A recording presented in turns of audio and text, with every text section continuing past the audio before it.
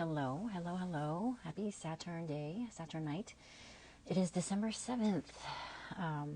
My late brother's birthday would be today. I never got his time of birth, but he's like a borderline Libra moon or Scorpio moon.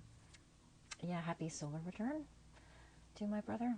But I just wanted to redo some transmissions, I guess, from this past week. It's been quite a week already. A lot of energy shifts with Neptune stationing direct tonight. And what else happened? Mars went retrograde. Mars went retrograde yesterday, the 6th, in the sign of Leo. And yeah, and while Mercury is also retrograde until the 15th of December. And I think that's where I've just been like mortified the past couple of days with some of the things that I've been putting out there. And if I sound a little sick, I've heard that, the sun in the 12th house, like right now the sun is in Sagittarius and I'm a Capricorn rising. So the sun is transiting through my 12th house. And I'm starting to see how that is definitely tracking, because I don't know, I'm not exactly sick, but there's some sort of something that I'm fighting. I've been drinking my garlic tea and, trying to get the proper amount of sleep, get about like 6-7 hours or so. But yeah, sun in the 12th house, that's something to be prepared for. But yeah, some of the things that I've been putting out there have not been hitting, or not been to my satisfaction anyway. And on top of Mercury retrograde, like the details get a little jumbled, or I don't know, just kind of confusing. And Neptune is at the late degrees, and as a planet stations, it's that much more powerful. And with Neptune being the planet that is stationing retrograde, that means there's even that much more confusion. And so communication, conversations can get a little, like all over the place. It's totally that those dizzy stars that can feel, that can feel like the vibe, So if that's how you've been feeling, know that you're not alone. I wanted to provide more clarification on the Mars retrograde, because Pam Gregory actually recently put out a new video on Mars retrograde, and it's funny because her and I actually have the same birthday. So kind of funny that we shared the same kind of feeling of like realizing just how much bigger this Mars retrograde really is. And Mars ruling the sign of Aries, as well as Scorpio, being the traditional ruler of Scorpio, in the sign of Leo. So Mars is retrograde currently in the sign of Leo, and it will be in the sign of Leo until January 6th. It retrogrades at 6 degrees Leo, and it retrograded on December 6th, and then it moves into Cancer on January 6th, and it will stay retrograde until February 23rd, and it will move back into Leo on April 17th. So between now and January 6th, it'll be moving backwards, and it'll be opposing Pluto in Aquarius. I've been feeling this kind of like, and because it's squaring my Scorpio midheaven in my natal chart.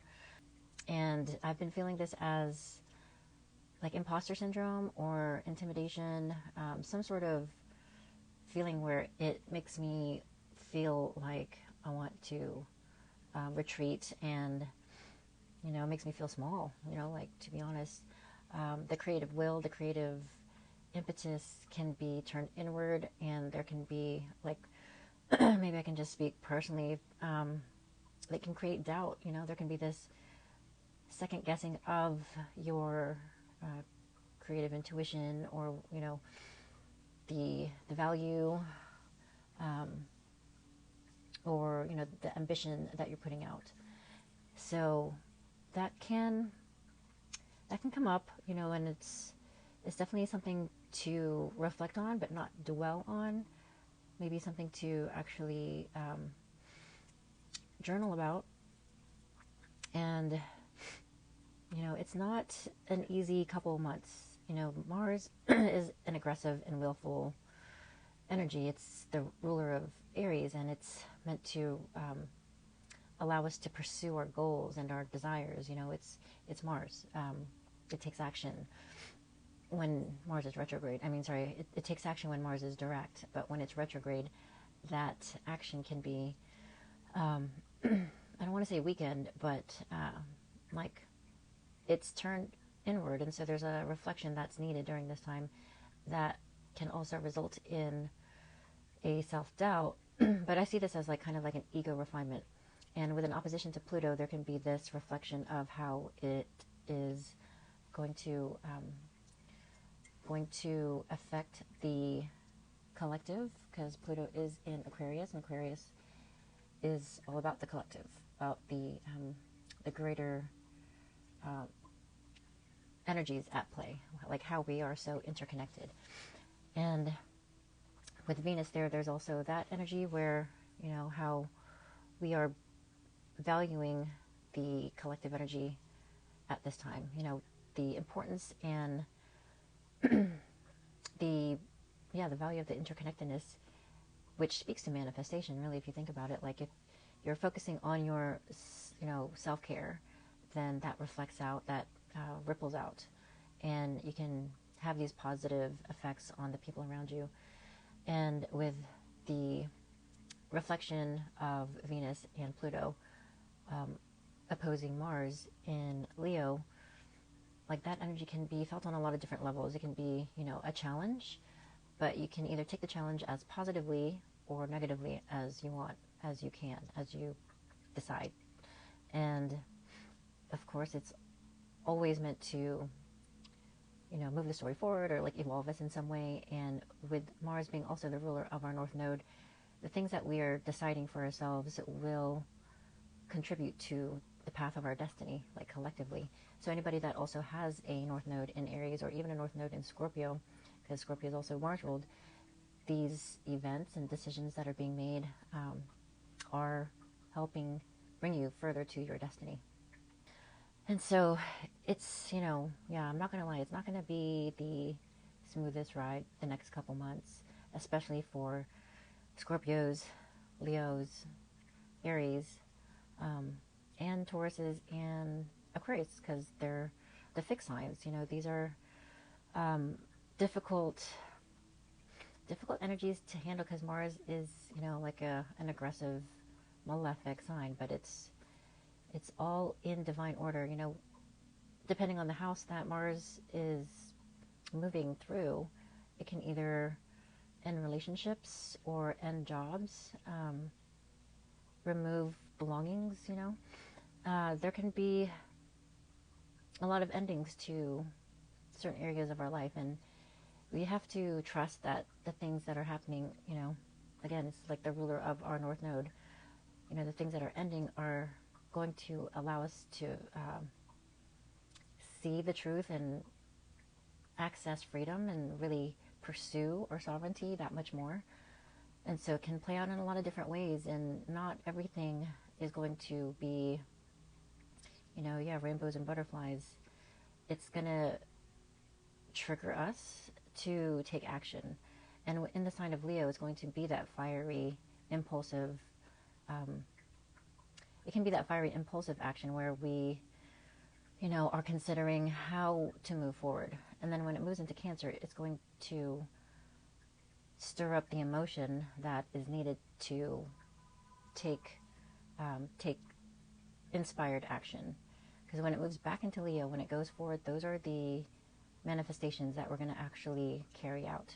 Because Mars will no longer be retrograde, and we'll be able to feel these supportive energies as Leo makes these trines to the other fire signs, which, you know, in the spring, it'll be, you know, all the planets going through Aries. And right now we have supportive planets in the sign of Sagittarius. And Sagittarius, we have Mercury in the sign of Sagittarius at the moment, retrograde, and it is in an opposition to Jupiter. So Jupiter in Gemini is allowing us to see a lot of different perspectives. And Jupiter is also retrograde, so when it goes direct in, I think it's February, it will go direct on February 4th, then we will even have more confidence in the beliefs that we have decided resonates with us. Like these new belief systems that have presented themselves, or maybe we've been introduced to over the past couple months, couple years. So Mars and Leo will have these supportive aspects. And let's see, in January, the nodes will move from Aries and Libra to Pisces and Virgo. So Pisces being a water sign, it will be supporting the Mars in Cancer. And Mars will, again, be ruling our North Node. So Mars in Cancer will be in a trine to the North Node in Pisces. So we just have to trust that these energies are working in our favor. It's not going to be pleasant.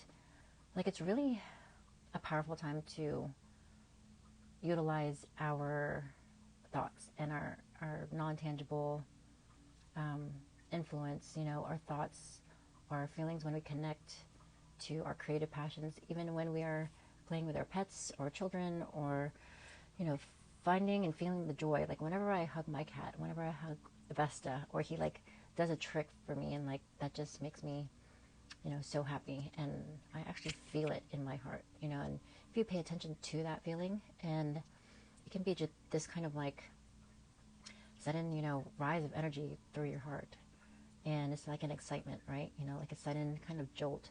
That's something to hold on to, like hold that frequency.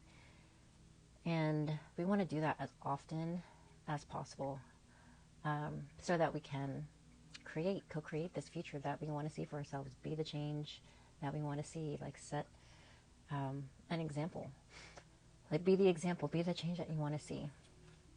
And it's, you know, as long as we continue to do that, you know, it's going to be in this defiance to what we have been programmed to do, which is like stay in this rat wheel with our, you know, head down, go from, you know, point A to B, maybe feed yourselves, or they've made it so convenient for us to just like pick up food, or like have food delivered, not even cook your own food, and you pay through an app, and then what, watch whatever's streaming, you know, watch whatever's streaming, and then go to sleep, and then do it all over again. Like that's a system that has been created in order for them to keep control, which, you know, the way that they're doing that is by suppressing our creative will, suppressing our creativity and our passions. And so we have to, you know, break out of that, and by staying in the creative flow, which connects to your heart center, then that's like the biggest defiance of that system that has been, you know, the powers that have been. And know that nothing is going to be perfect. This is all about trial and error. Like, have fun in the trials and the errors. You know, Jupiter is in Gemini. It's all about experimentation. And Pluto in the sign of Aquarius, and along with Venus, like this is a supportive time to really enjoy those transformations. Like the experimentation, like the experiments that we have fun with can transform us on so many levels. It can transmute the energy, which is the vibration that we want to stay in. Like, don't buy into the fear, basically. Like we're not falling for it anymore. You know, I think it's common knowledge now that that there have been so many tools that have been presented to us as convenience, when in fact they have been weaponized and, you know, used against us. And, you know, it's pretty sinister if you think about it. But if we can stay neutral and kind of like rise above that and understand that we are, you know, sentient beings that know how to take care of ourselves and take care of one another, then we don't have to give those sinister systems any more of our attention. You know, boycotting, like they respond to money and power and control, and they can only access that if they have our attention. So if we don't give them our attention, then, you know, don't give them our money. Like, buy locally, buy, you know, from people that you know, or barter is even better. Like, not even using credit cards. I mean, I went to Sal U-Haul today, and I didn't realize they only take credit cards, but and I mean, it's like one of the vendors that the cashier was able to speak with the chef right behind him, like less than 3 feet behind him, and ask if they take cash. And they're like, no cash. I'm like, Venmo? No Venmo. And then I asked, like, can I give you cash? You can put it on your credit card.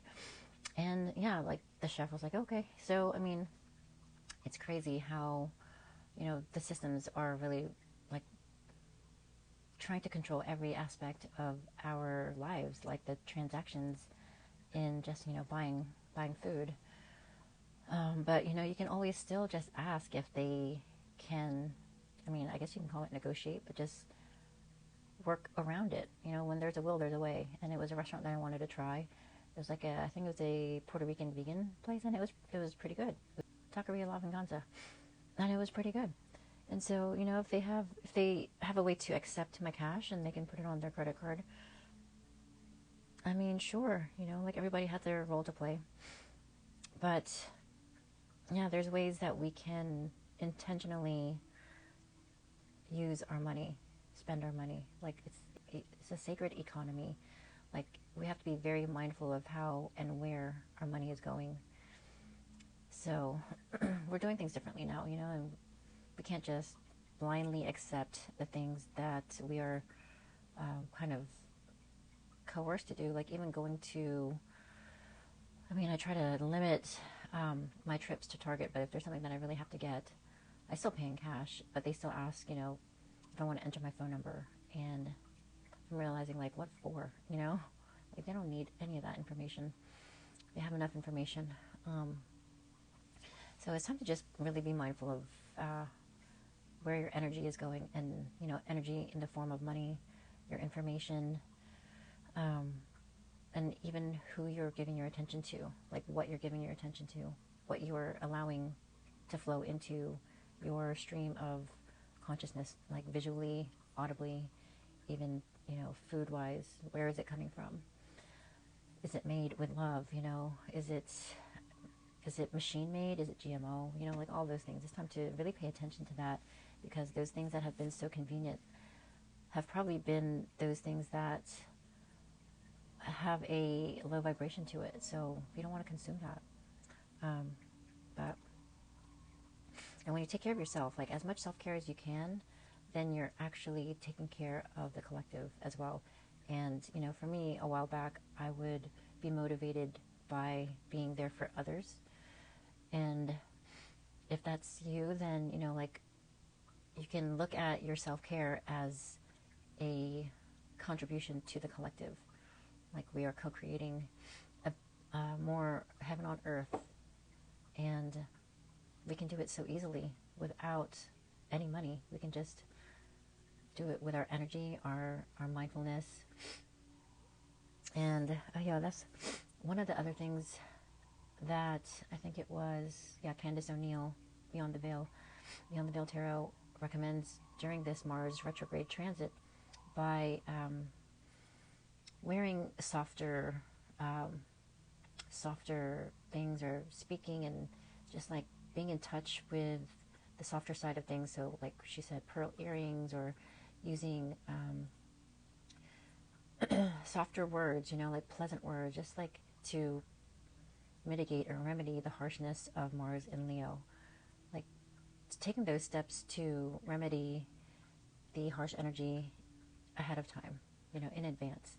So, why not? It doesn't hurt. So like wearing this heart pendant is one of the things that I've been incorporating into like my daily aesthetic. Just, something simple.